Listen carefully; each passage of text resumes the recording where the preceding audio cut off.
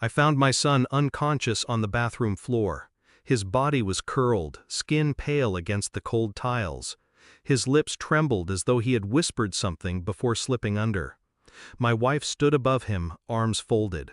Her voice cut through the silence, flat, detached. "He's faking. He wants attention. I just disciplined him." Her words hit me harder than the sight of my son's motionless frame. I dialed 911. My hands didn't shake, but inside, something broke clean in half. The sirens came quick. The officers stepped in with the paramedics. They checked my boy, lifted him onto the stretcher. He stirred faintly, alive. Relief should have flooded me. It didn't. Because when the paramedics looked at her, the officer's hand went to his gun. He pointed at my wife, voice unsteady. "We know her." That sentence, that pause, that look, something I had never considered twisted in my chest. Who exactly had I been living with? The hospital called it stress-induced collapse. My son would recover. He was weak but safe. Still, the image of the officer's face haunted me. The way his hand trembled when he aimed the gun. Not at me, not at some intruder, at her. On the ride home, silence sat between us. My wife stared out the window. Not once did she ask how our son was. When we entered the house, she poured herself wine. Calm, almost rehearsed. I asked her quietly, "What did they mean?" She blinked slowly, lips curving into a faint smirk. "Police are idiots, probably a mistake." A mistake? That word echoed long after she disappeared upstairs. I began noticing the details. The locked drawer she always kept shut. The way her phone never left her pocket. The late nights when she claimed she was running. Always running, but never out of breath. And the boy, my boy, who sometimes looked at her with silent dread. Pieces aligned, sharp edges cutting my denial. I didn't confront her, not yet. I observed, listened, collected. At night, when she slept heavily, I searched. Her drawer held papers with names blacked out, letters I didn't recognize. But one detail stood clear, a seal stamped with a government insignia. Her phone was worse.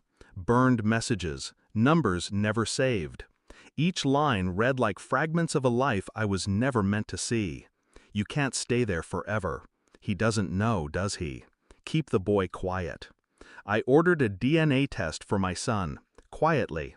A strand of his hair, a swab of my own. Days passed in silence. She moved around the house with her cold elegance, never knowing I was already peeling her apart, piece by piece. I spoke less, smiled when she looked, played the role of loyal husband. Inside, I counted down the days until the truth arrived. Suspicion became certainty. I stopped seeing her as my wife. She was something else, a mask stretched too tight over secrets. The envelope arrived in a plain package. I locked the door before opening it. The result was brutal in its simplicity. 0% probability of paternity. He wasn't mine. The air stilled around me. I stared at the paper, reading it again, as though repetition could alter the fact. But truth is merciless.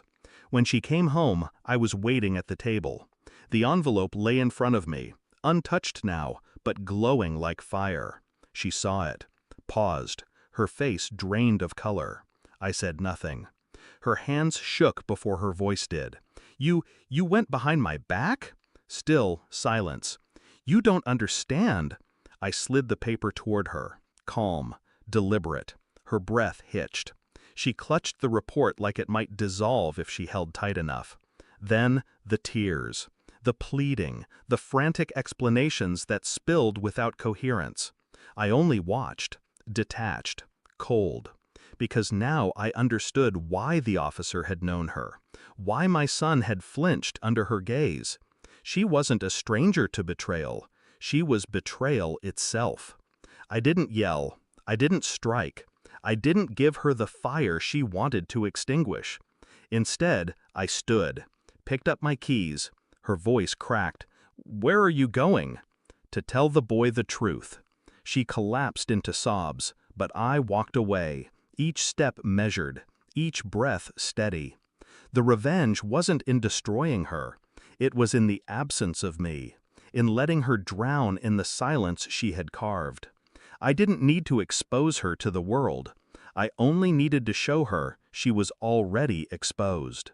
At my parents' house, my son slept peacefully. I watched him, realizing he was both victim and miracle. He wasn't mine by blood, but that didn't matter. What mattered was that she had lost. Not through rage, not through violence, through truth. I had peeled her mask away and left her with nothing but her own reflection.